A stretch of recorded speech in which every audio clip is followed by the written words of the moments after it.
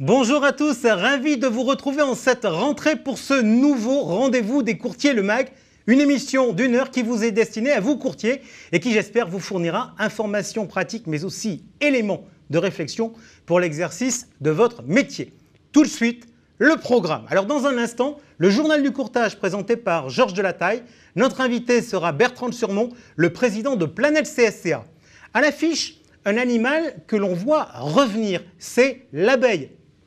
Aviva France n'est plus, c'est le grand retour d'Abeille Assurance. Changement d'actionnaire, changement de marque, changement de cap, point d'interrogation. Nous en parlerons avec Renaud Sellier, l'un des 3 directeurs généraux délégués de la maison, et pas le moindre puisqu'il est en charge du développement. Vous le savez, l'été a été caliente. Déjà sur l'environnement économique, l'inflation flambe et les banques centrales changent de braquet dans leur politique monétaire. Nicolas Ebagnès, associé chez L'Argilière Finance, nous dira tout sur l'impact de ce nouvel environnement sur les cessions d'entreprises dans l'univers du courtage. L'été a été caliente, avec aussi, on l'a vu, d'innombrables incendies de forêt. Aujourd'hui, le débat s'est déplacé sur les conséquences des pluies, avec les risques d'inondation. Alors j'en profite pour faire une petite page météo. Aujourd'hui, à Bordeaux, la ville où j'ai le droit de dire jaune, mauve et rose, nous devrions battre des records de température avec 38 degrés, soit près de 10 degrés de plus que les normales de saison. Risque climatique, quels enjeux ? Tel sera le thème de notre face-à-face tout à l'heure avec François Lanavert, le directeur des partenariats d'AXA Climate, et Christophe Aubou, le directeur général de Planète CSCA. L'occasion pour vous de voir des opportunités, de vous intéresser à ces risques pour vos clients. Voir les opportunités digitales en pratique, et bien comme dans toutes les émissions, Georges Delataille recevra un courtier pour vous transmettre du vécu. Aujourd'hui, c'est Sandrine Yana, directrice associée de Galileo Courtage, qui sera avec lui dans la Success Story digitale. Il est venu d'Amiens pour nous rendre visite pour la visite des mutuelles. C'est Laurent Marseille, le directeur général des assurances mutuelles de Picardie. L'occasion de nous parler de sa maison qui cultive l'approche locale. Et du local, il en sera aussi bien évidemment question dans notre agenda. Nous vous dirons tout ce qui va se passer à Paris, à Lyon, à Toulouse, pour ne citer que quelques villes. Pas de doute, on ne va pas perdre notre temps. Alors, on attaque tout de suite avec le journal du courtage.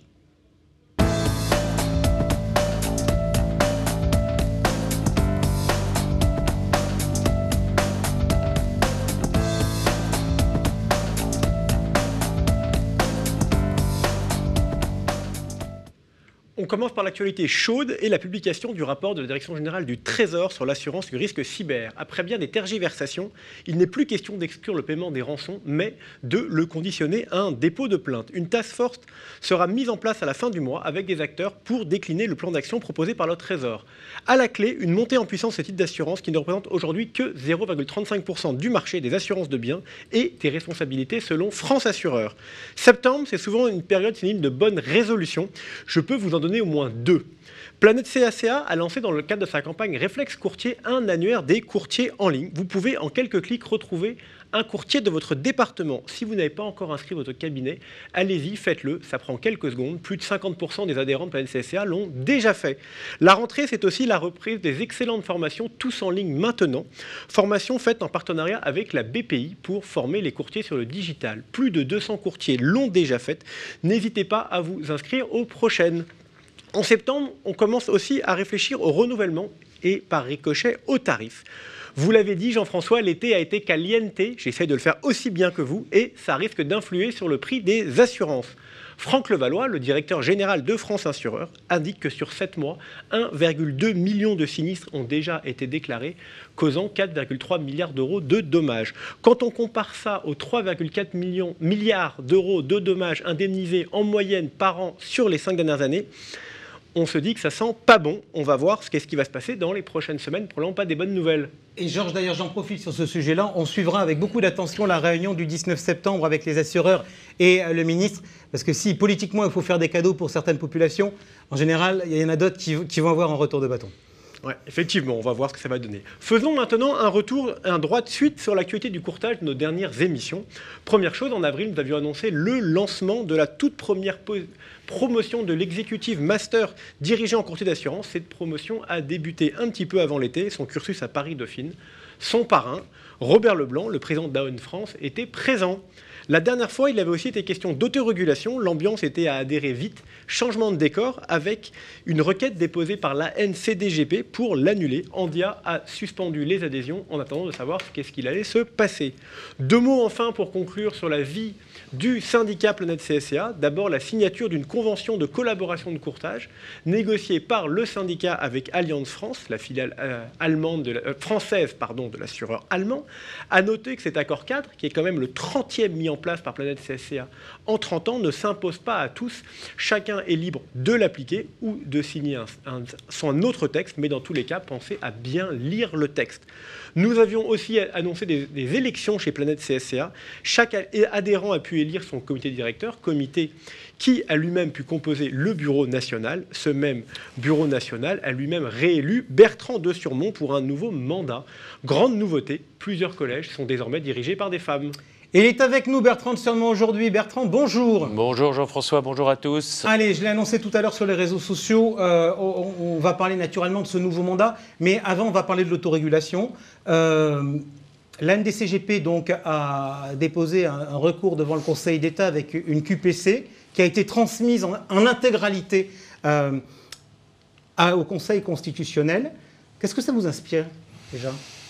Alors, ça ne m'inspire pas de surprise.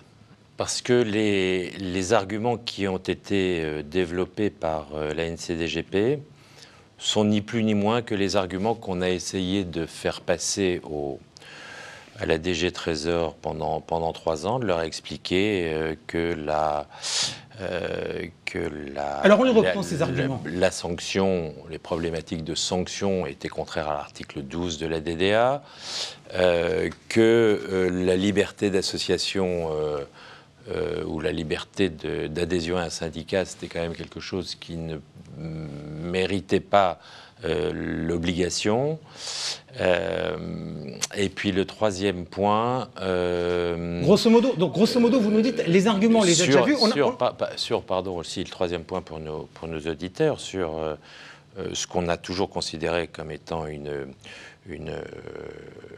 distorsion de concurrence, était le fait que ni les agents, ni les banques et leurs mandataires n'étaient embarqués dans cette autorégulation. Donc sur ces 3 points, voilà, la NCDGP a choisi, après le vote de la loi le 8 avril 2021, une voie un petit peu différente de la nôtre. Nous avons estimé avec le Conseil national que, en tant que syndicat représentatif de la branche, une loi avait été votée et qu'il nous fallait prendre nos dispositions pour l'appliquer.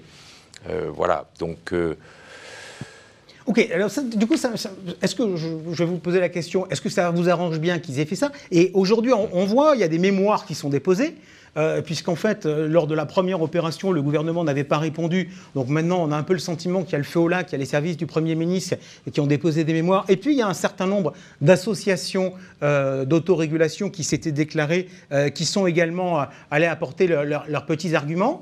Vous n'êtes pas dans le débat? Alors, plusieurs points dans cette question. Le premier point sur ce qu'a demandé la DG Assurance à un certain nombre d'associations. Effectivement, j'ai l'impression que la DG Assurance, pour nourrir son débat avec le Conseil constitutionnel, a l'air de découvrir les arguments positifs ou négatifs d'ailleurs qui ont été avancés au cours de, je rappelle, 3 ans et demi de discussion.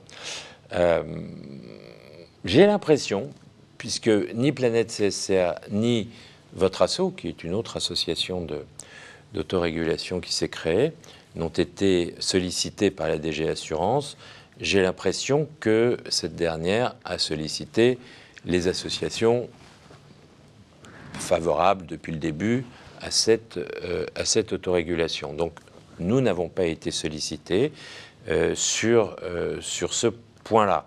Après, de savoir ce qui nous arrange, je vais vous dire, j'entends une petite musique sur le marché depuis quelques semaines sur le fait que ça serait Planète CSCA, la toute puissante, qui serait cachée derrière la NCDGP pour opérer ce recours au Conseil d'État et au Conseil constitutionnel. Donc je vais leur dire directement, puisque j'ai l'occasion de leur dire, que ces gens-là qui font courir ces bruits-là sont des crétins. Voilà. On ne peut plus simple. Ok, donc ça a été fait pour la partie politique. On a quand même des questions pratiques de courtier, Georges. Comme vous le savez, on a de nombreux courtiers qui nous regardent. Et donc, très concrètement, moi, je suis courtier. Qu'est-ce que je dois faire ? Alors, il y a deux situations. Je fais juste un très rapide petit rappel. La loi dit, pour les courtiers qui s'installent, c'est-à-dire qui demandent leur premier enregistrement à l'ORIAS, obligation d'adhérer à une association à partir du 1er avril de cette année, 1er avril 2022. Alors moi je suis un petit jeune, je suis dans ce cas-là, j'ai envie de débuter, j'ai besoin d'avoir un papier pour aller à l'ORIAS. Si je vais voir l'association qui s'appelle Andia, qui a été montée par Planète CSCA avec l'APIC et le GCAB, on me dit quoi ? Bienvenue. Et vous adhérez. Ok, alors maintenant, Georges, je me tiens vieux. Lui, voilà, moi je suis un courtier beaucoup plus âgé que Jean-François, comme vous le voyez. Je suis oriacé depuis une bonne vingtaine d'années.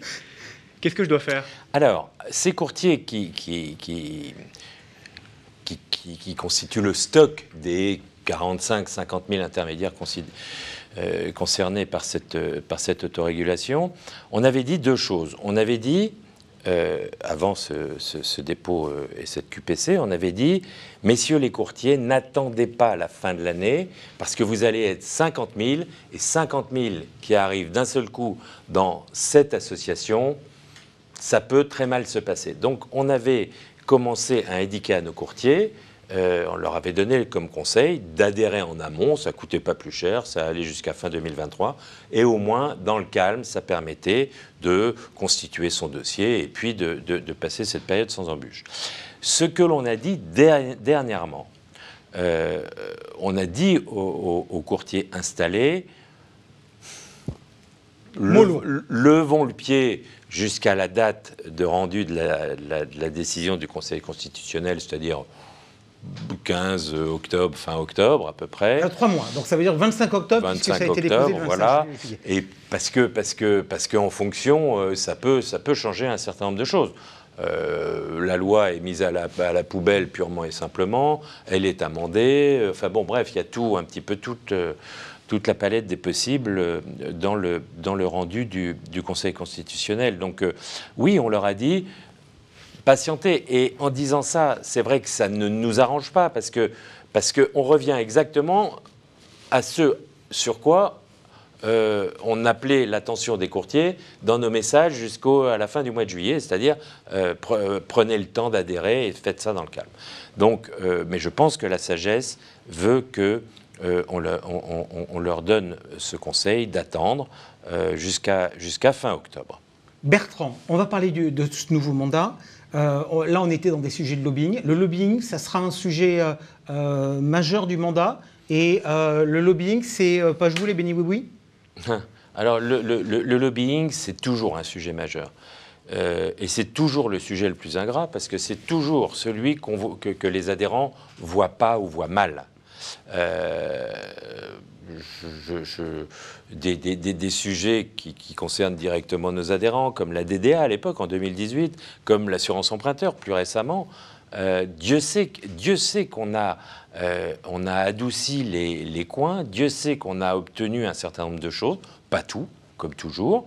Mais voilà, le problème du lobbying, et c'est ce qui en fait une matière ingrate, c'est que l'adhérent voit le produit final, entre guillemets, voit le produit final, et pas le point de départ et le point final. Donc oui, le lobbying restera Pour vous, le calendrier sera plus chargé que dans le mandat précédent ?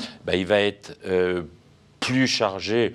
Je ne sais pas si c'est plus chargé. En tout cas, on va au-devant de sujets qui sont extrêmement structurants, qui vont être extrêmement structurants pour la profession.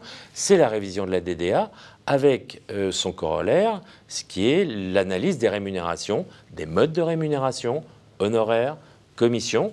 Alors, ceux qui nous écoutent nous ont entendu en parler depuis des années, j'ai envie de dire, mais là, les choses se rapprochent, puisque la révision de la DDA, c'est pour le courant de 2023, que l'harmonie au niveau européen n'est pas totale, puisqu'il y a aujourd'hui en Europe des pays qui pratiquent les honoraires, d'autres les commissions, d'autres un système un peu mixte.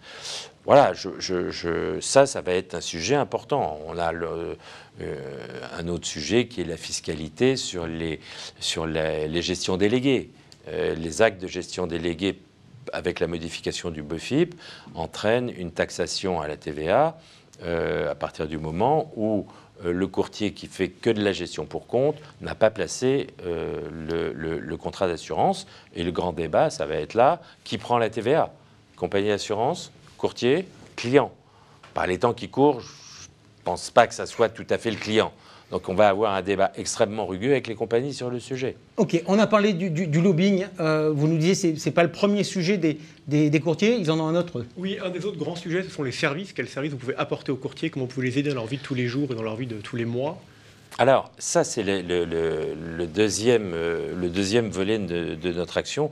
Des services, il y en a vraiment beaucoup aujourd'hui, mais je ne vais pas parler de cela. J'invite les gens que ça intéresse à vraiment venir sur le site de Planète CSCA. Ils sont tous décrits. Vous avez tous les liens qu'il faut pour en bénéficier. Ils sont nombreux. Mais je voudrais plutôt parler ce soir des pistes de services sur lesquels j'ai demandé au Conseil national de réfléchir. Il y en a un certain nombre.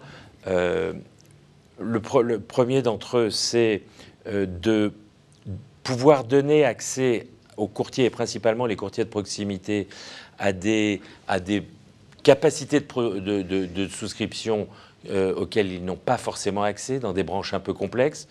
On parle du cyber, on parle de l'assurance construction, on parle de plus en plus de l'assurance paramétrique. Donc ça, je pense que le syndicat, je ne sais pas sous quelle forme, mais doit pouvoir aider ses adhérents de proximité à accéder à ces branches-là.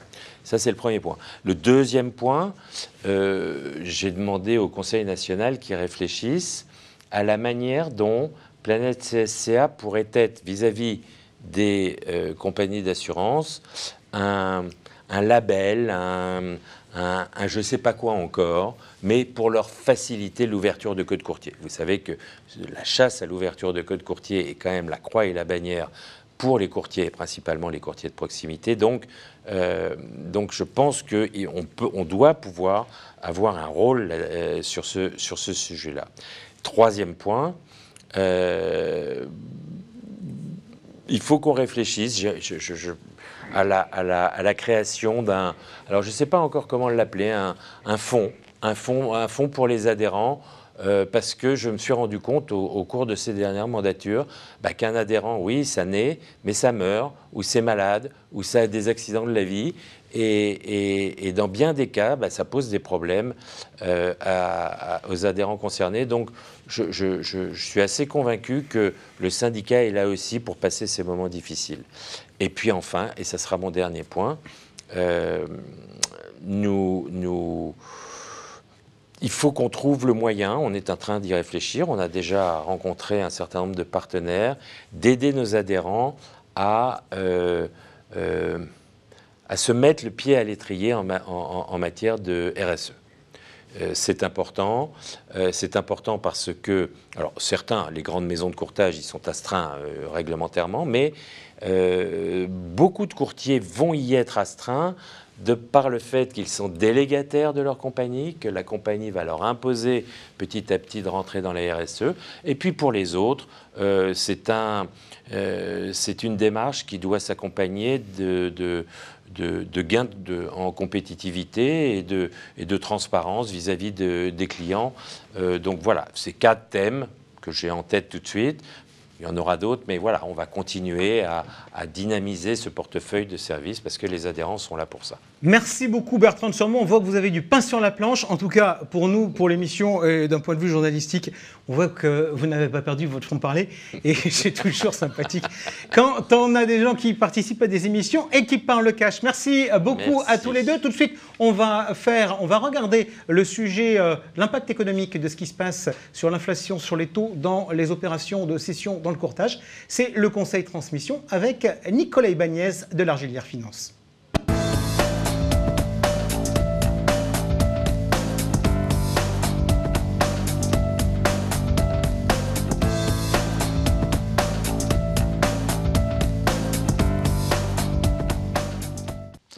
Une chose est certaine, l'actualité de rentrée est riche.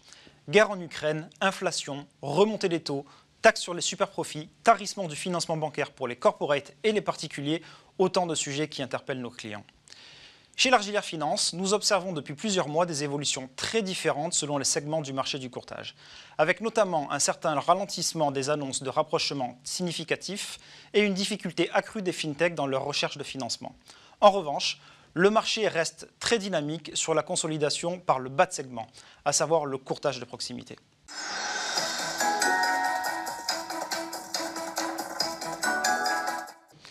Le marché des transactions dans le courtage reste épargné par l'actualité géopolitique, dont la guerre en Ukraine.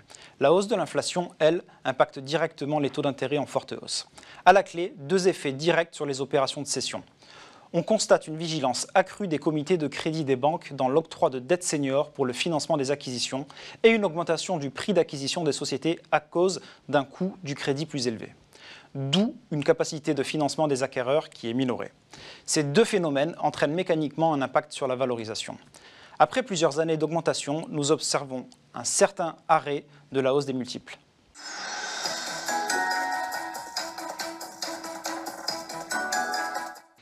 Premièrement, les valorisations restent et resteront sur un plateau élevé. Dans un marché où le nombre d'acquéreurs est supérieur au nombre de vendeurs, les valorisations sont naturellement bien orientées.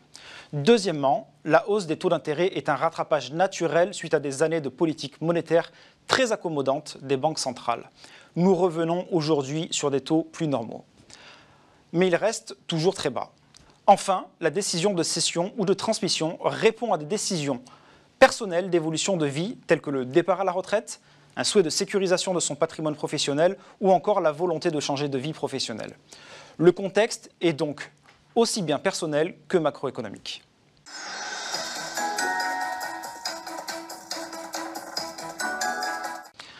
Tous les schémas de cession sont envisageables. Les cessions que nous traitons au quotidien répondent à un cahier de charges défini dès le début de la mission. Certains cédants souhaitent se désengager totalement de l'opérationnel et du capital de l'entreprise après une période d'accompagnement. D'autres souhaitent sécuriser une partie de leur patrimoine professionnel. Pour certains profils, en revanche, il s'agit de rechercher un partenaire stratégique pour accélérer son développement.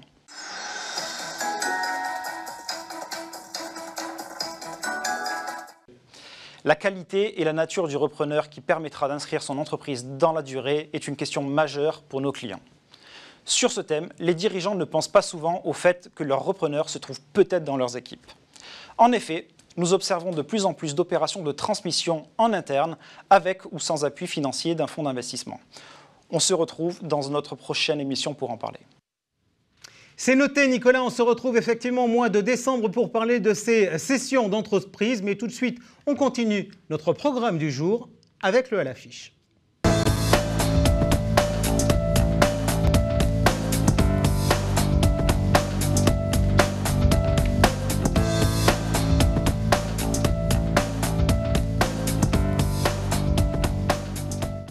Le 30 septembre, AEMA prend le contrôle d'Aviva France via sa filiale La Massif et nomme Philippe-Michel Labrosse directeur général.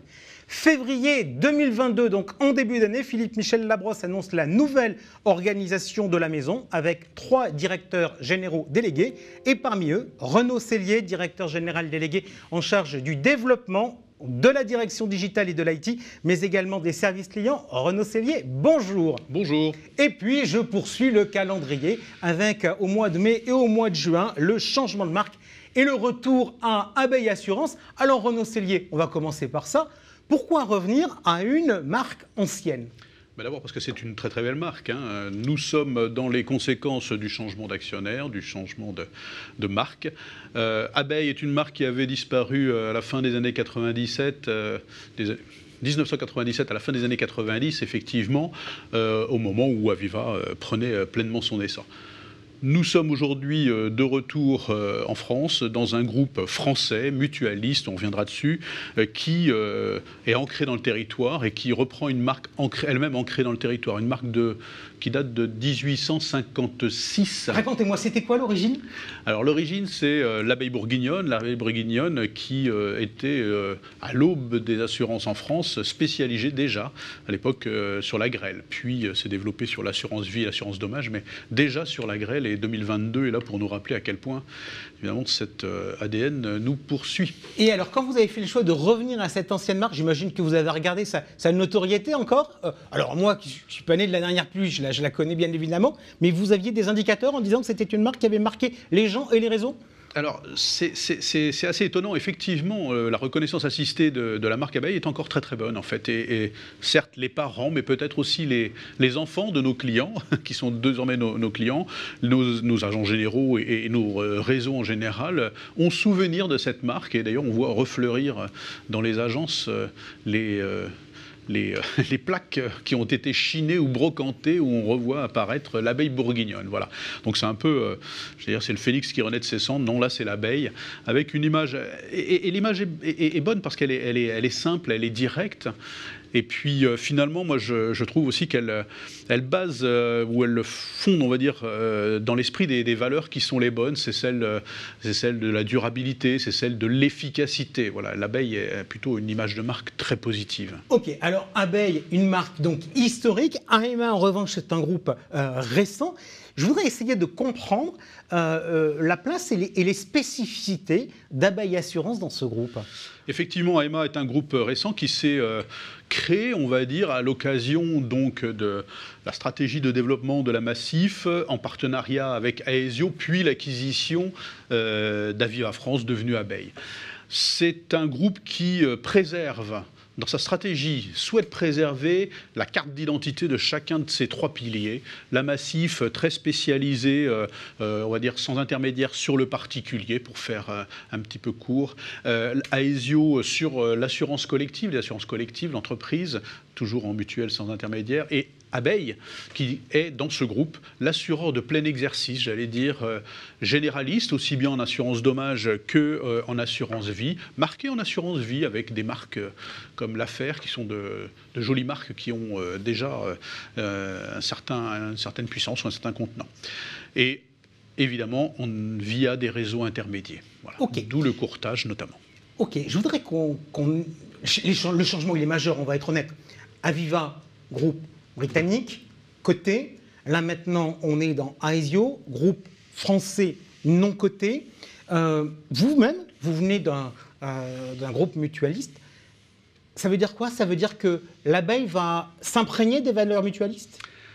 Alors, le mutualisme, c'est le fondement, ce sont les fondations de l'assurance. Nous faisons de la mutualité, nous mutualisons le risque. Donc il faut surtout considérer ce mot-là comme étant d'abord fondateur de l'assurance et très positif. Le mutualisme, c'est aussi, c'est aussi le fait d'être gouverné par ses clients. Les assureurs travaillent pour leurs clients, mutualisent le risque pour leurs clients. La mutualité française, les assurances mutuelles ont pour objet d'être dominées, gouvernées par leurs clients. Donc l'ensemble de la valeur produite revient aux clients. Et je vais vous poser une question pépette. Le fait de ne pas avoir de dividendes à payer à un actionnaire, est-ce que ça change les choses dans la gestion d'une boîte? Évidemment, ça nous donne le temps long. Ça veut dire aussi que la mesure de la performance, la définition de la performance n'est pas tout à fait la même. Ça ne veut pas dire qu'il ne faut pas rechercher de performance, et d'ailleurs les assureurs mutualistes sont très performants. Et le résultat lui-même, que devient-il? Eh bien, il est réinvesti sur l'outil de travail, il est restitué d'une manière ou d'une autre aux partenaires ou aux clients au travers des tarifs ou des investissements qui sont opérés. Donc ça veut dire que cet outil de travail, finalement, ne fait que restituer de la valeur pour les clients eux-mêmes. Vous avez accru votre budget d'investissement? Alors, le temps long, on en parle, vous avez raison. Le fait qu'il y ait cette acquisition, le fait de changer de nature d'actionnaire, permet, et c'est démontré dans les faits, notamment en 2022, de réinvestir sur l'outil de travail. En 2022, au-delà du changement de marque, du désarrimage du groupe Aviva en Angleterre, qui sont déjà des projets colossaux, on pourra peut-être revenir dessus, eh bien nous avons augmenté très significativement le plan projet informatique. Ce sont des exemples très concrets de digitalisation ou de renforcement de notre offre produit, par exemple, ou d'outils pour nos réseaux qui ont été mis en œuvre et qui le seront encore. Donc ça veut dire que oui, nous voulons de la performance, mais en premier lieu, cette performance doit servir aux clients. Est-ce que le fait de redevenir français Est-ce que pour vous, sur le marché aujourd'hui de l'assurance, aussi bien vis-à-vis des clients que vis-à-vis des intermédiaires, c'est un atout d'être local ? Ben, vous l'avez dit vous-même, une multinationale anglaise cotée à Londres a une recherche ou en tout cas une directive ou des directions qui sont d'abord orientées vers la restitution de valeur vers la maison mère.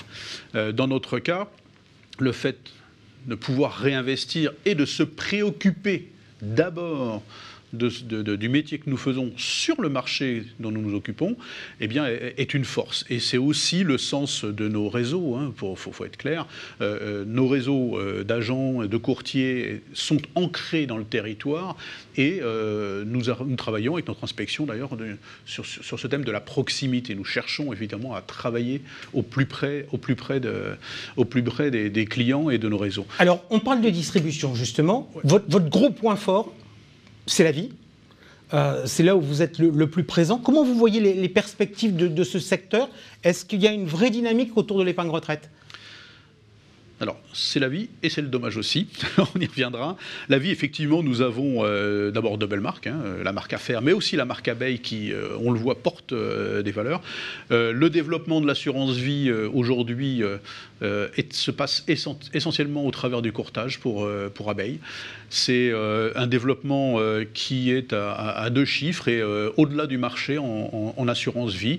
Et je dois dire que sur la partie retraite, le Perrin en particulier, nous avions pris un très très beau départ en 2021. Nous avons eu un premier trimestre un peu plus difficile cette année, mais nous repartons désormais avec une collecte mensuelle qui ressemble à celle de 2021. Donc beaucoup d'ambition et beaucoup de réussite, oui, en termes d'activité. Ok, vous m'avez repris tout à l'heure en disant la vie et le dommage. AIMA communique en disant on est le 5e assureur français. Je pense que vous n'êtes pas le 5e en dommage. Vous avez de vraies ambitions à travers le courtage sur ce segment-là ? Oui, alors nous sommes aujourd'hui encore trop peu développés en dommages sur le courtage, mais c'est vraiment un virage qui a été pris il y a quelques années. Nous souhaitons nous développer, notamment en risque industriel, sur le secteur des PME, PMI et ETI, sur lesquels nous travaillons avec le courtage national et régional, avec une inspection qui est faite d'hommes et de femmes qui sont à la fois reconnus comme étant assez experts et qui ont une double compétence à la fois commerciale et technique. En fait, c'est un peu notre savoir-faire, en assurance vie aussi, je dois le dire, mais sur le dommage, c'est un peu notre manière de faire et notre spécificité. Merci beaucoup René Sellier d'avoir été à l'affiche pour nous parler donc de la renaissance d'Abeille Assurance avec donc des ambitions sur la partie vie mais également des ambitions sur la partie dommage avec le monde du courtage. Tout de suite, on parle des risques climatiques avec le face-à-face.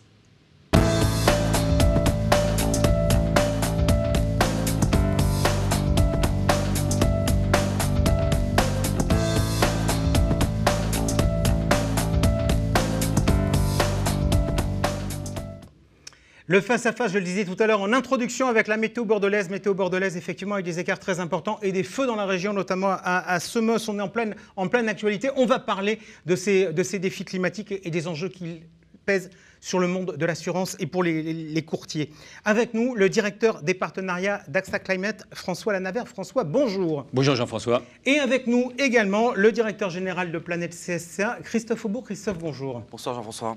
Bien, allez, on attaque tout de suite. Déjà pour faire connaissance, François Lanavert, non avec vous, mais avec votre entreprise, AXA Climate. Avec AXA Climate, ouais, une entreprise que j'ai rejointe en 2018 et qui s'est créée à peu près au même moment, en 2018, de l'idée partant du groupe AXA qu'un assureur a un rôle à jouer dans l'accompagnement des clients sur l'adaptation au réchauffement climatique. Et donc de cette idée est né 4 grands services, grands produits. L'assurance, on est resté dessus et on va en parler ce soir de l'assurance dite paramétrique. Le deuxième volet qu'on a développé assez logiquement après avoir développé l'assurance, ça a été le conseil. Donc très schématiquement, faire comprendre à une entreprise comment est-ce que le réchauffement climatique va impacter ses actifs et son activité. Et puis troisième offre, l'accompagnement dans la formation. Et donc aujourd'hui, on a plus de 4 millions de salariés dans le monde qui sont formés sur des outils qui ont été conçus par AXA Climate. Et dernière offre qu'on a lancée en juin dernier avec Tikeo, AXA et Unilever, un fonds d'investissement sur l'agriculture régénératrice. Ok, donc ça c'est du financement. En pratique, on finance quoi là dans ce genre d'opération? En pratique, dans ce genre d'opération, on finance des acteurs qui ont des solutions sur l'agriculture régénératrice, c'est-à-dire l'agriculture qui permet au sol de garder leur richesse, même de récupérer de la richesse, parce qu'on parle certes du climat ce soir, Jean-François, mais côté agriculture, le sol est un énorme enjeu. Érosion des sols, c'est un risque absolument colossal. Ok, alors on parle justement du climat. Qui dit climat, on entend parler des rapports du GIEC, les rapports du GIEC, les rapports du GIEC. En pratique, si je dois retenir 2-3 idées simples, vous me diriez de retenir quoi? Alors, je vous dirais très simplement que, le réchauffement climatique est dû à l'homme, à l'activité de l'homme. C'est ce qu'on appelle le réchauffement anthropique. Donc, il est dû à c'est incontestable, c'est vraiment l'activité de l'homme qui cause ce réchauffement climatique. Donc c'est notre responsabilité. Donc c'est notre responsabilité, ouais. Ce qu'on est en train de vivre, par exemple, aujourd'hui en France, c'est pas notre responsabilité à nous directe, mais c'est la responsabilité de la génération précédente. Mais il ne s'agit pas d'opposer les générations entre elles, attention, hein. Mais il s'agit de se dire que finalement, l'activité que nous, on a aujourd'hui, elle va dans le futur. Deuxième grande idée, ça se manifeste par une augmentation donc, des gaz à effet de serre qui vont avoir comme conséquence une augmentation de la température. Donc là, maintenant, c'est indiscutable. On a vécu 1,1 degré de plus au niveau mondial. Au niveau mondial. En France, ce n'est pas 1,1, c'est 1,7 degré depuis 1900. Parce que la France, comme vous l'avez constaté, en France, il n'y a pas beaucoup d'océans. C'est quand même du continent, quoi. C'est du dur. Et sur le dur, ça se réchauffe plus vite. Et donc, en fait, si c'est encore une fois incontestable, en fait, si on ne réduit pas drastiquement nos émissions de gaz à effet de serre, on est à plus 2 degrés. On va dépasser plus de degrés en 2050. Et l'effet d'un dépassement plus important que prévu, ça a des conséquences quoi? Linéaires ou exponentielles? Alors, exponentielles en fait. Exponentielles. Parce qu'il faut voir que en fait, la courbe de distribution de la température, c'est une cloche. Et ce n'est pas linéaire. Et donc, à partir du moment où vous la déplacez légèrement vers la droite, si vous prenez une cloche comme ça, que vous la déplacez vers la droite, eh ben, les extrêmes qui se situent au bout, eh ben, vont mathématiquement, comme c'est exponentiel, eh ben, il va y avoir beaucoup plus important. Ouais. Christophe Aubourg, je disais, vous êtes directeur général de Planète CCA. Je vais vous demander de réagir peut-être un peu avec cette casquette, mais peut-être aussi avec la casquette de citoyen. Est-ce que vous avez le sentiment que la prise de conscience de ces problèmes par notre société est suffisante ou pas? Alors, on pourrait démarrer par cette phrase de Jacques Chirac, notre maison brûle et nous regardons ailleurs. C'était en 2002, au sommet de la Terre à l'époque, 20 ans, quasiment 20 ans après, jour pour jour. Force est de constater que notre planète brûle toujours, mais est-ce que nous regardons toujours ailleurs? Donc, est-ce qu'il y a eu cette prise de conscience en 20 ans? Je crois que les 2 dernières années que nous venons de vivre ont été particulièrement décisives, avec des inondations records, des feux incroyables, des intempéries à n'en plus finir. Et donc, je crois que cette prise de conscience, elle arrive aussi à un moment peut-être où nous sommes véritablement au pied du mur. Côté pouvoir public, il y a eu cette COP26 l'année dernière, en 2021, qui définitivement en fait, a ancré comme objectif la sortie des énergies fossiles à l'horizon 2050. Et puis évidemment, côté entreprises et société civile, évidemment, les acteurs sont particulièrement engagés pour sortir effectivement de cette société carbonée et donc être des acteurs particulièrement responsables en la matière. Le secteur de l'assurance au sens large, évidemment, est en première ligne sur ces sujets comme acteur responsable sur différents domaines. La finance durable, par exemple, qui est d'actualité, mais pas que. Et sur le climat, effectivement, ils sont en première ligne, puisque France Assureur, dans un rapport, disait récemment qu'à l'horizon 2050, les coûts liés en fait, au climat pourraient être multipliés par 2. Et donc, entre 2020 et 2050, en année glissante, arriver à des sinistres à hauteur de 145 milliards d'euros. Donc, évidemment, on voit bien que dans ce type d'hypothèse, les capacités vont se raréfier. Et d'où l'enjeu aujourd'hui de prendre conscience de tout ça et de favoriser effectivement des entreprises ou des acteurs qui respectent l'environnement. Alors, on va regarder tout ça. On a tous nos jargons, nos habitudes, etc. Nous, dans la presse, on a un truc, ça s'appelle le mort-kilomètre. Le mort-kilomètre, c'est quoi? C'est que, en fait, vous intéresserez beaucoup plus un lecteur pour lui parler d'un mort à 1 kilomètre de chez lui que de 10 000 morts à 10 000 kilomètres. Alors, partant de ce principe, j'ai bien entendu qu'on se déplaçait, que vous m'avez dit que comme on n'avait pas trop de mer, finalement la température avait augmenté plus chez nous et que ça avait plus d'effet, puisque c'était pas linéaire, mais c'était exponentiel. En pratique, si on regarde chez nous, pour les entreprises qui sont chez nous, pour les courtiers qui sont chez nous, etc., quels sont les risques majeurs d'un point de vue climatique qu'il y a en France pour qu'on aille finalement toucher les gens? Christophe a cité le rapport de France Assureur. Un premier risque majeur dont on va voir la fréquence triplée, c'est le risque sécheresse. Le risque sécheresse, il se manifeste de deux manières. D'abord, on l'a vécu cet été, mais il se manifeste de deux manières. D'abord, sur tout le secteur agricole. Et ça va être... les rendements vont s'effondrer. Il va y avoir des difficultés puisqu'il y a de la pression sur l'eau, sur la consommation d'eau. Et donc, il va y avoir des arbitrages à faire sur la consommation d'eau. Et puis, ça se manifeste d'une autre manière, la sécheresse, c'est le retrait-gonflement des argiles. C'est-à-dire le sol... Ça veut dire que les maisons qui lézardent, qui fissurent, etc. les maisons qui lézardent. Et déjà, on est en train de dire, il faut revoir le fonds CatNat, le système catastrophe naturelle en France, pour exclure par exemple les préjudices esthétiques de tout ça. Ok, mais donc vous nous dites, l'un des risques que l'on a en France, premièrement, sécheresse. Et ça va considérer tous les gens qui sont là où il y a des terres, la bosse, etc. Ça va nous concerner, on va tous concernés. On va tous concernés avec du bâti. Autre risque, le risque inondation. Donc l'inondation, en fait, paradoxalement, on se dit, il fait plus sec, donc il y a moins d'inondation. Oui, mais non, ça ne fonctionne pas exactement comme ça. En fait, dès lors qu'il fait plus sec, quand vous avez 1 degré de plus, vous avez 7% d'humidité de plus dans l'air. Et cette eau, il faut bien qu'elle retombe quelque part à un moment donné, et elle retombe malheureusement de manière beaucoup moins continue et agréable qu'auparavant, et elle retombe de manière brutale. Et donc, il y a les inondations fluviales, les inondations côtières aussi. Il va falloir s'attendre à plus d'inondations côtières.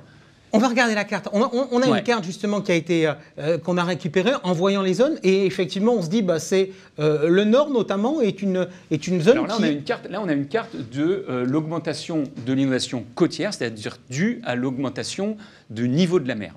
Et donc vous avez certaines zones littorales qui vont être impactées par l'augmentation du niveau de la mer. L'augmentation du niveau de la mer, elle est due en fait à la dilatation des océans. C'est pas parce qu'il y a plus d'eau dans les océans fondamentalement, mais c'est d'abord parce qu'il fait plus chaud et que les océans se dilatent. Et donc, avec un épisode où vous avez un gros coefficient de marée, une tempête, quand vous avez une tempête, vous savez, le phénomène de tempête, ça veut dire que l'air pèse moins sur la mer. Il y a un système de dépression. Dépression, ça veut dire que je suis moins lourd. Nous, chez AXA Climate, on a décidé de tout déjargonner. Je ne sais pas si vous l'avez remarqué, mais moi, je déjargonne tout, j'essaie d'expliquer les choses simplement. Donc, quand il y a moins de pression sur la mer, elle gonfle. Ajoutez à ça plus de l'eau est plus chaude, donc elle est plus haute, et vous avez plus de phénomènes de submersion marine, c'est-à-dire l'eau qui passe par-dessus les digues et qui inonde ce qu'il y a derrière. Ok, voilà. Et on a vu tout à l'heure sur la carte que décidément les Bordelais n'avaient pas de chance, parce que non seulement ils ont eu les incendies dans la région bordelaise, mais qu'en plus Bordeaux est concerné avec une éventuelle montée de la Garonne. Vous nous disiez tout à l'heure, on a monté ça en 2018-2019, filiale d'AXA, et on fait quelque chose atypique, c'est de l'assurance paramétrique. Alors tout le monde ne connaît pas forcément. L'assurance paramétrique, c'est quoi ? Alors l'assurance paramétrique, ça part de l'idée que plutôt que d'envoyer un expert sur site vérifier les dégâts, on peut, à l'intérieur d'un contrat d'assurance, préétablir une indemnité en fonction d'un indicateur. Donc je prends un indicateur climatique, par exemple -1, et avec le viticulteur, je détermine, quand il fait -1 degré sur sa parcelle, quelle est l'indemnité qui correspond à des dommages qu'il a subis et des dommages qu'on a précalculés. Je disais, je ne connais pas forcément. Quelle est, Christophe Aubourg, la connaissance des courtiers, notamment des courtiers de proximité de ce type d'assurance ? Alors, aujourd'hui, je parle sous le contrôle de François, évidemment, mais l'assurance paramétrique concerne quand même plus particulièrement les grandes entreprises.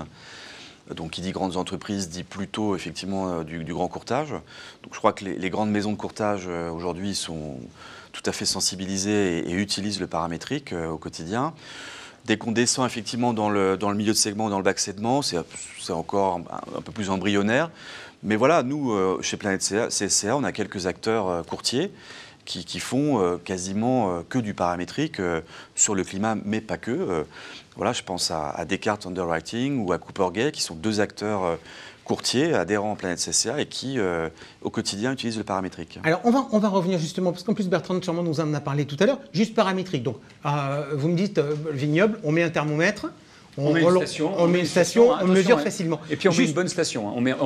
Et la station, il y a quelque chose d'important, Jean-François, c'est que la station, elle n'appartient pas à AXA ou elle n'appartient pas aux viticulteurs. La station, elle fournit des données qui sont vraiment objectives, neutres. Comment on fait Christophe a derrière lui un incendie. Comment on fait en paramétrique pour faire de l'incendie? Alors, en paramétrique, c'est un petit peu différent. Ce n'est pas des stations, en fait, c'est de l'imagerie satellitaire. Donc, en fait, on a des images satellites qui nous montrent que, vraisemblablement, la couleur, très vraisemblablement, parce qu'on a des taux de corrélation de 99,5%, on a un changement de couleur de notre surface arborée. Et donc, ça correspond à un incendie. Et donc, en fait, on calcule, on donne une valeur au pixel et on va donc indemniser l'assuré de cette manière. Christophe, dans mon taf de courtier, j'ai placé les polices, trouvé les bonnes solutions pour les clients et puis gérer les sinistres où des fois j'y passe pas mal de temps. Où parfois j'ai des clients qui ne sont pas mécontents. Moi, je vois quand même un truc dans le paramétrique, c'est que la gestion du sinistre est considérablement simplifiée. Ah bah non seulement elle est simplifiée, mais elle est quasiment automatisée en fait. C'est-à-dire que ce qu'expliquait François, c'est que le forfait en fait est déterminé en amont, et donc à partir du moment où l'indice est déclenché, bah, vous recevez automatiquement votre indemnité forfaitaire. Donc effectivement, il n'y a pas, c'est immédiat, à effet de quelques jours, il n'y a pas de passage d'expertise, donc tout est simplifié, tout est fluidifié. Donc c'est vrai que pour un courtier, c'est quelque chose de très intéressant pour son client, parce que on dit toujours que le rendez-vous en fait d'un assuré avec son courtier ou son assureur, c'est au moment du sinistre.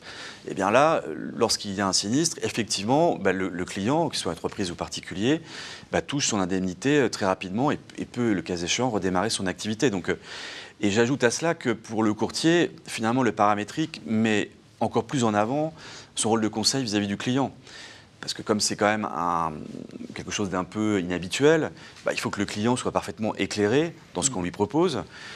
Ça fait appel quand même à des données scientifiques, comme l'a expliqué tout à l'heure François. Donc le courtier, évidemment, a plus que jamais un rôle de conseil. Voilà, on n'est pas en train de vendre du paquet de lessive, du produit standardisé. On a un vrai rôle de pédagogie et d'éducation à faire auprès des clients.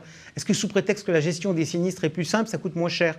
C'est-à-dire si je fais, parce que vous avez dû vous poser la question, entre paramétrique ou pas paramétrique, quand vous avez fait le choix de faire du paramétrique, chez AXA Climate, c'était quoi l'argumentation ? Absolument. L'argumentation, c'était de s'orienter vers une nouvelle pratique d'assurance et donc absolument d'explorer une pratique qui coûte moins cher. La réalité aujourd'hui, Jean-François, c'est qu'on est positionné finalement sur des risques difficiles à assurer. C'est-à-dire que finalement, la façon dont les courtiers utilisent le paramétrique, c'est pour assurer des risques qui pourraient très bien être assurés sur le marché traditionnel. Mais comme ça fait déjà 3 ans que vous avez eu de la grêle chaque année, comme ça fait 5 ans que vous avez été inondé chaque année, eh bien, le marché traditionnel ne veut plus de vous.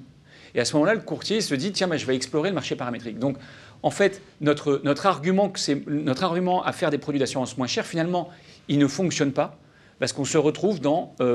on arrive à faire de l'assurance là où les autres ne peuvent pas. Et donc, on n'arrive pas à utiliser ce côté moins cher. Ok, donc ça, Christophe, ça veut dire que j'aurais pu poser la question de savoir si on faisait du paramétrique en complémentarité ou en substitution du traditionnel. Aujourd'hui, on fait souvent du paramétrique parce qu'on n'a pas trop le choix. Pas forcément. En l'occurrence, aujourd'hui, oui, effectivement, c'est le cas. Mais je pense qu'à l'avenir, c'est un vrai produit de complémentarité par rapport à des polices plus classiques quand même. Ok, le climat... Se protéger contre le climat, on a le sentiment que tout le monde n'a pas forcément cette prise de conscience de cette nécessité et de tous les enjeux de ce qui va changer.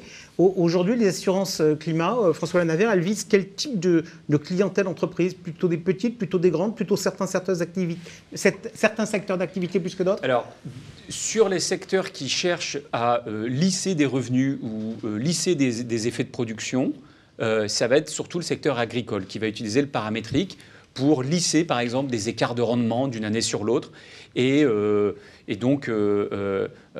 secteur de l'énergie aussi, qui doit lisser ses revenus en fonction de la température de l'hiver. Si l'hiver est trop chaud, ils ne vendent pas assez de gaz. Hors sujet sur le prix du gaz, naturellement.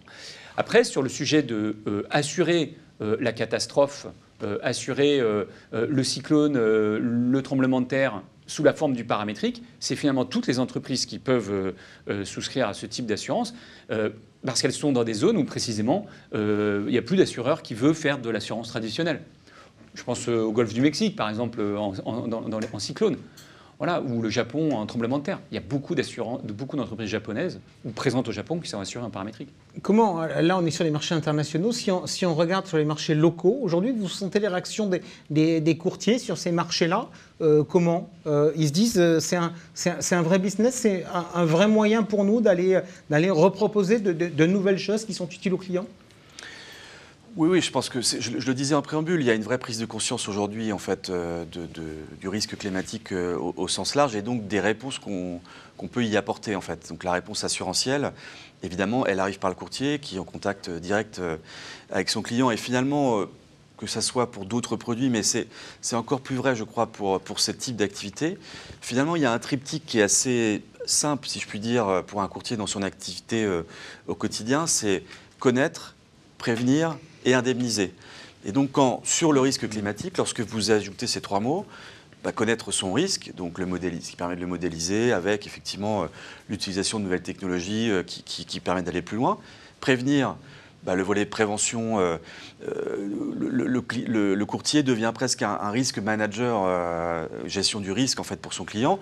Il lui propose des plans d'adaptation si son entreprise effectivement est soumise à une zone critique ou à un risque particulier. Donc le courtier est là pour le conseiller, pour lui dire vous pouvez minimiser votre risque en prenant telle ou telle mesure, voilà, et indemniser. On en a parlé tout à l'heure.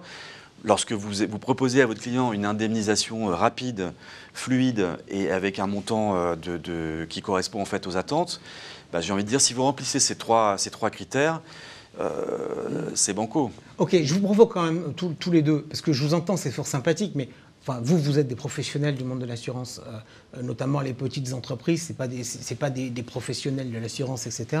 Ces gens, ils se disent quoi?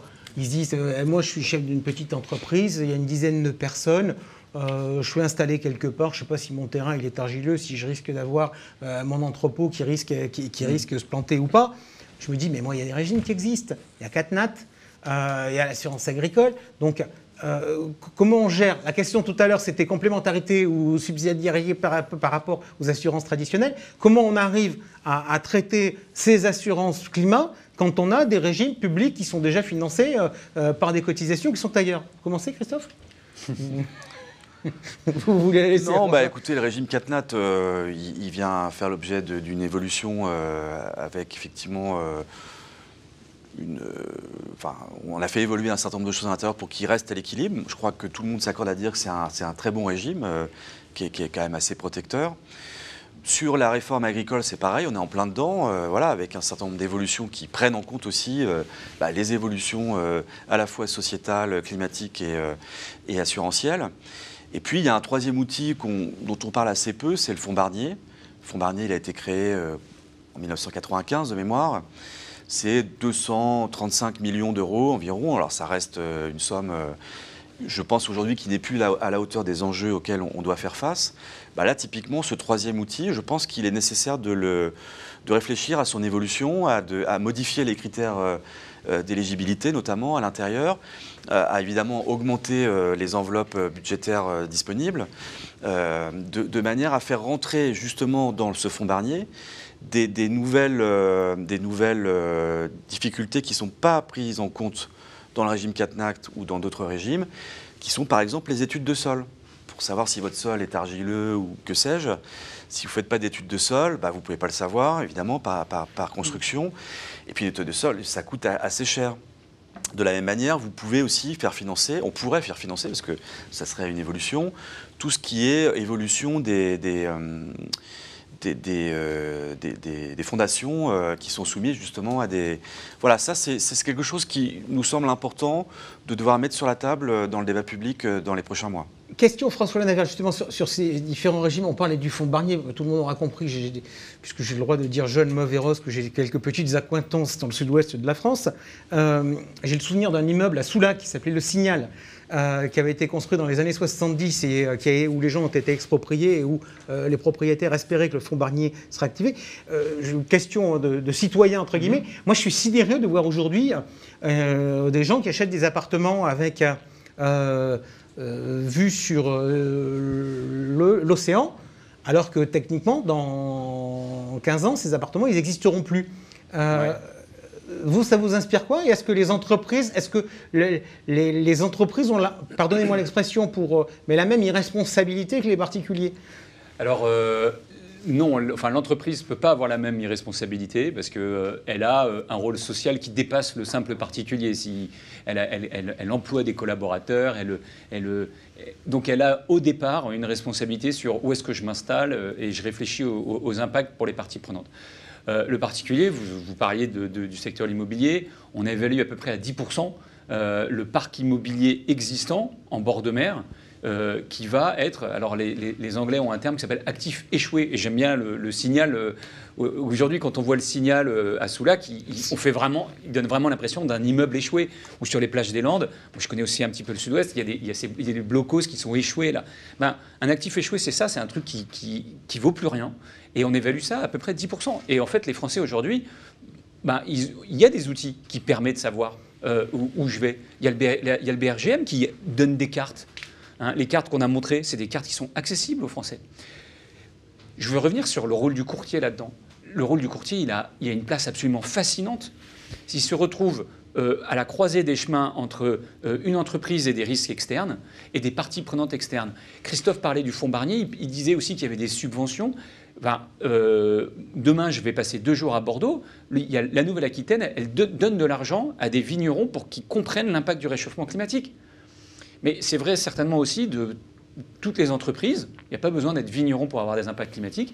Et les régions, l'État se met à financer en fait des études d'impact. Voilà. Il faut réfléchir à l'impact. Et il ne faut pas regarder si on est en zone inondable 2022. Il faut regarder si on est en zone inondable 2030, 2040, 2050. Vous nous disiez qu'aujourd'hui, finalement, il y avait un certain nombre de choses qui étaient finalement pas assurées par les assurances traditionnelles et que pour ça, le paramétrique prenait tout son rôle. L'équilibre qu'on doit trouver sur la place, parce que quelque chose qui n'est pas assurable, entre guillemets, c'est pas tolérable pour les clients, parce que les clients, une fois qu'ils ont été éduqués, qu'ils ont compris la problématique, ils voient bien qu'il faille se protéger. Comment il va falloir faire?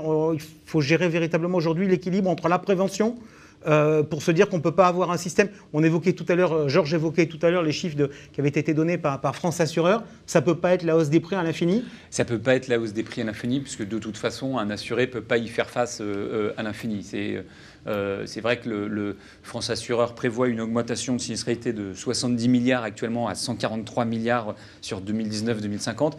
Ça veut dire que forcément, les assureurs vont vouloir maintenir leur rapport sinistre à prime, donc forcément, les primes vont augmenter.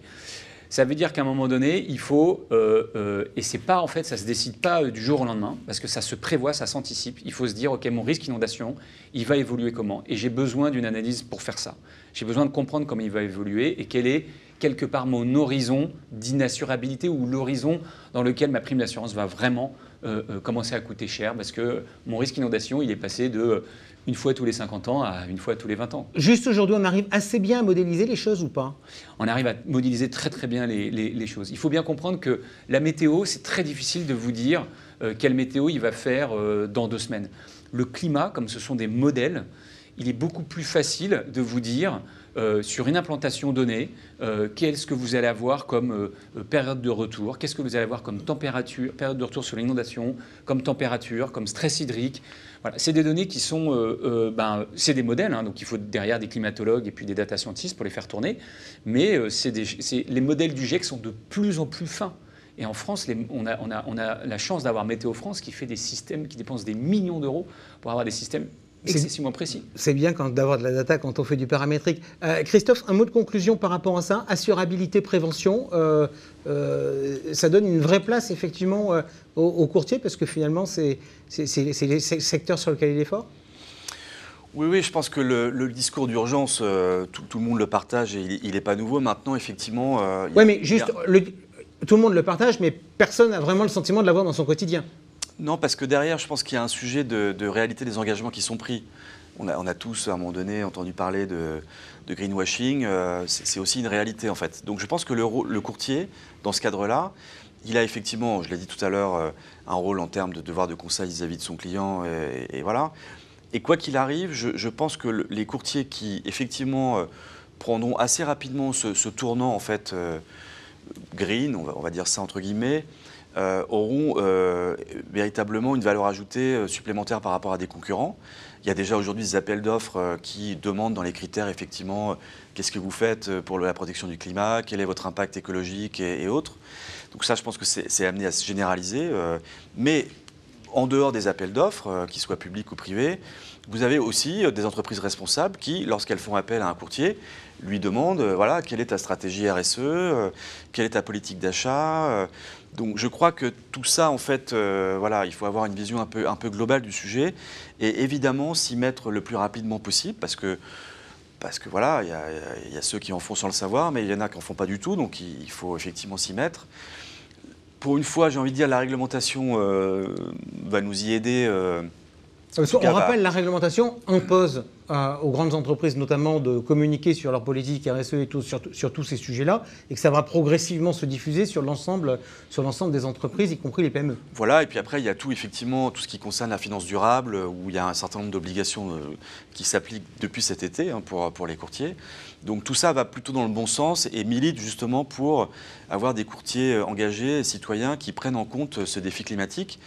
Et pour conclure sur le défi climatique, dont on a beaucoup parlé aujourd'hui, je crois qu'il ne faut aussi pas perdre de vue que ce n'est pas 2050, le climat, mais derrière, il y a des enjeux beaucoup plus larges, notamment autour de la biodiversité et de l'impact du climat sur la biodiversité, les espèces animales, les sols et autres, on l'a évoqué tout à l'heure, qui sont aujourd'hui des sujets qui ne sont pas particulièrement adressés, mais qui pour autant sont encore plus impactants que le climat en tant que tel. Ok, merci beaucoup Christophe Aubourg, directeur général de Planète CSCA, d'avoir été avec nous. Merci également François Lanavert, directeur des partenariats d'AXA Climate pour ce face-à-face. Alors vous êtes là, vous vous dites pourquoi un face-à-face?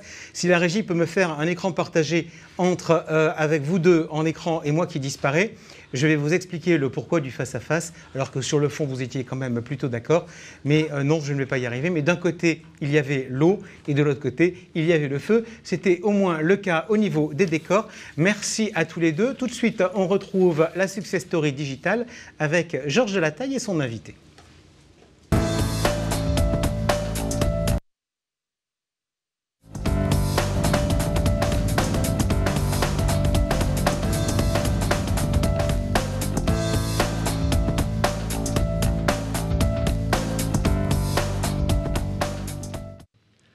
La Success Story Digital, en partenariat avec ActuSite, l'agence digitale des courtiers. Pour cette émission, nous avons le plaisir de recevoir en plateau Sandrine Yana, cofondatrice de Galiléo Courtage. Bonjour Sandrine. Bonjour Georges. Pour débuter, est-ce que vous pouvez nous présenter rapidement qui vous êtes et surtout qui est Galiléo Courtage? Alors moi je suis Sandrine Yana, donc je suis présidente de Galiléo Courtage. Galiléo Courtage c'est quoi? C'est un courtier d'assurance dédié aux entreprises.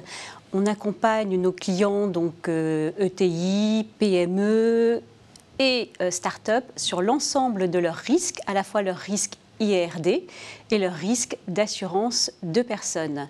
Galiléo Courtage, c'est une équipe de 12 personnes, voilà, à la fois des chargés de clientèle, des techniciens, et puis on est également membre du réseau international Globex.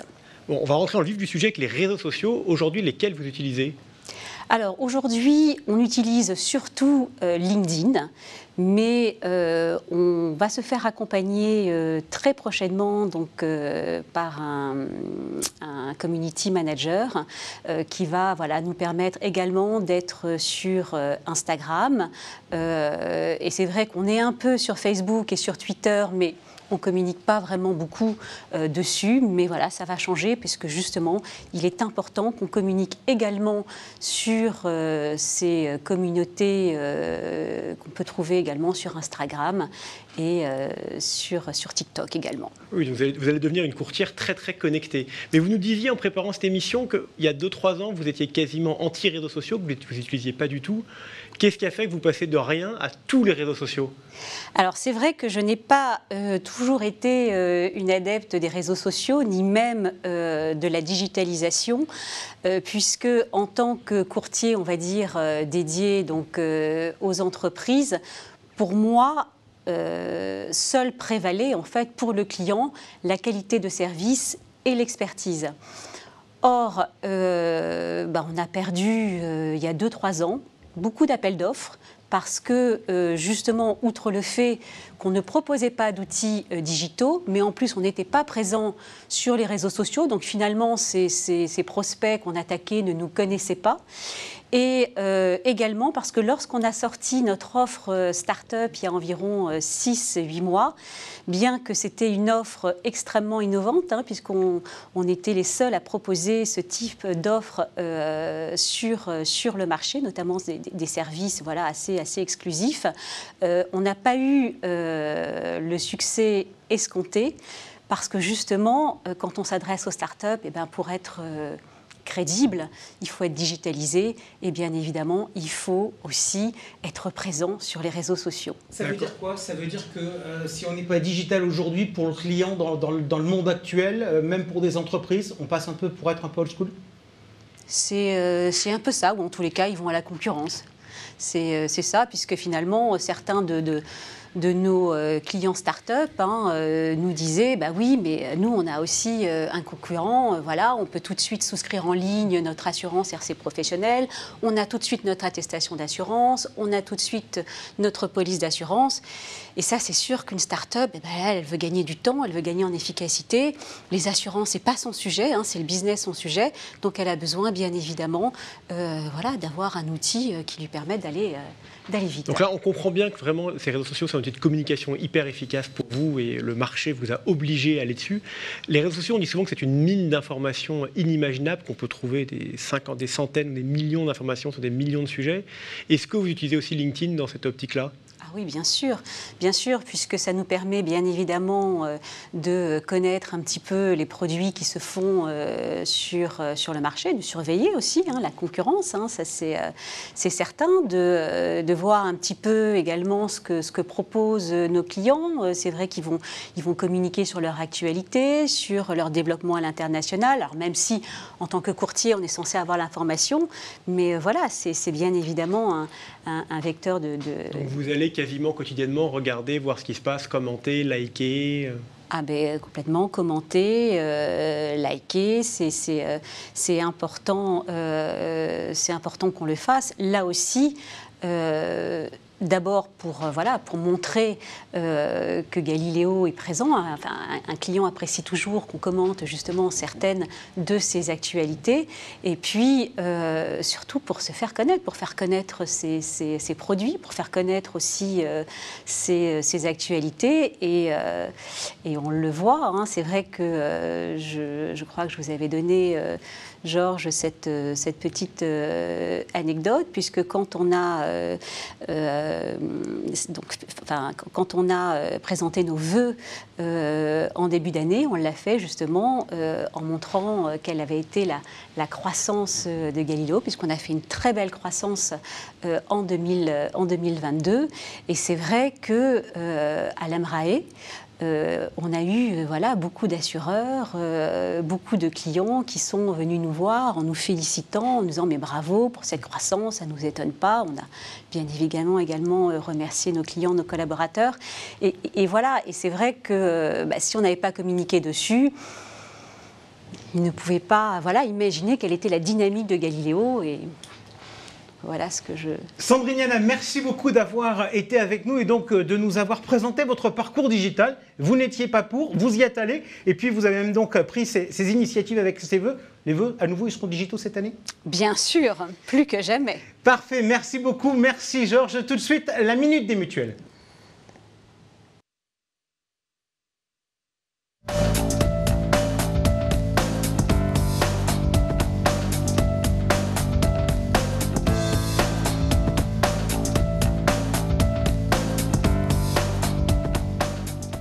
La Minute des Mutuelles avec Alain Roham, notre invité et directeur général d'AMP depuis 10 ans, Laurent Marseille. Bonjour.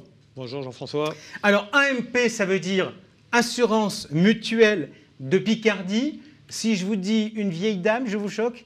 Pas du tout. Je suis d'ailleurs très fier d'être à la tête de cette entreprise qui a plus de 200 ans d'existence, puisque l'origine des assurances mutuelles de Picardie vient effectivement d'une caisse départementale des incendies de la Somme qui a été créée en 1819 par le comte d'Allonville, c'est-à-dire donc un noble juste en périphérie d'Amiens, et donc qui avait pour objectif d'assurer les périls d'incendie de l'ensemble des collectivités locales du département de la Somme. Alors, on parle d'un sujet qui est malheureusement tristement d'actualité. On est parti de l'incendie. Quels sont aujourd'hui les risques que vous couvrez ?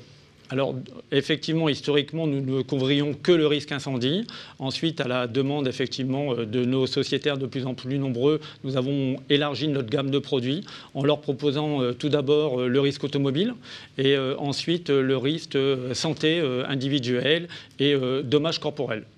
Alors, pour préparer notre échange, j'ai lu votre dernier rapport sur la solvabilité et la situation financière. Donc, ça fera plaisir à vos équipes qui, quand ils travaillent sur ces sujets-là, se disent « mais qui le lit ?» Mais il y aura au moins un lecteur. Alors, pourquoi je dis ça ? En 2021, votre chiffre d'affaires a reculé. Au prix est-il écrit de 2 décisions assumées. Alors, je voudrais qu'on s'y intéresse. Un, c'est le non-renouvellement des contrats d'un courtier grossiste, non-renouvellement que vous aviez décidé fin 2020. Ça m'amène à ouvrir le sujet de vos relations avec les courtiers. Qu'est-ce qu'ils pèsent aujourd'hui dans votre distribution ?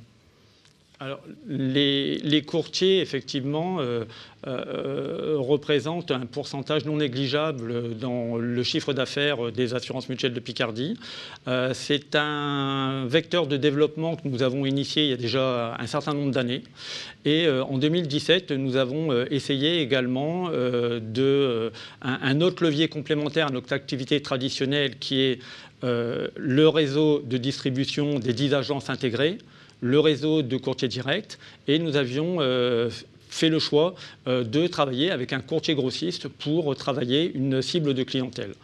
Force était de constater qu'après plusieurs années de travail avec ce courtier grossiste-là, nous avons souhaité mettre fin à la relation au regard simplement d'une décision stratégique et de resituer la relation uniquement avec des courtiers directs qui connaissent bien leur environnement local et qui donc partagent des valeurs qui sont les nôtres via notre réseau de 10 agences intégrées. Plutôt sur des assurances côté professionnel, côté entreprise, plutôt que du côté particulier ? Alors, en l'occurrence, c'était sur le risque automobile.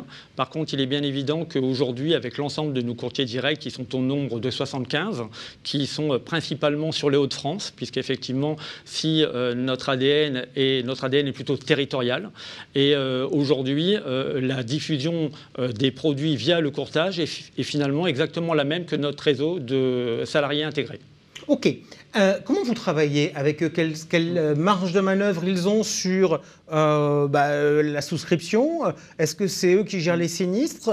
Est-ce qu'ils ont votre outil informatique ? Est-ce qu'ils ont un autre outil informatique ? Comment ça se passe de manière très pratique ? Alors, de manière très simple, effectivement, nous déléguons la souscription via notre outil informatique propriétaire. Donc, c'est exactement le même système d'information qui est mis à la disposition de nos courtiers directs, de nos agences intégrées. Par contre, concernant tout ce qui relève de la gestion des sinistres, nous souhaitons conserver la main sur la gestion des sinistres des clients de nos courtiers. L'autre élément, j'ai lu dans ce fameux rapport qui justifiait la situation de 2021, c'était la politique tarifaire. Alors, 2021, on explique, la politique, on sortait du Covid, qu'est-ce que vous aviez pris comme décision ? Donc on sortait du Covid, effectivement l'année 2020 a été une situation compliquée pour tous nos compatriotes, pour nos sociétaires et pour nos clients. Et c'est vrai qu'à la fin de cet exercice, nous avons tiré le bilan des résultats de la mutuelle.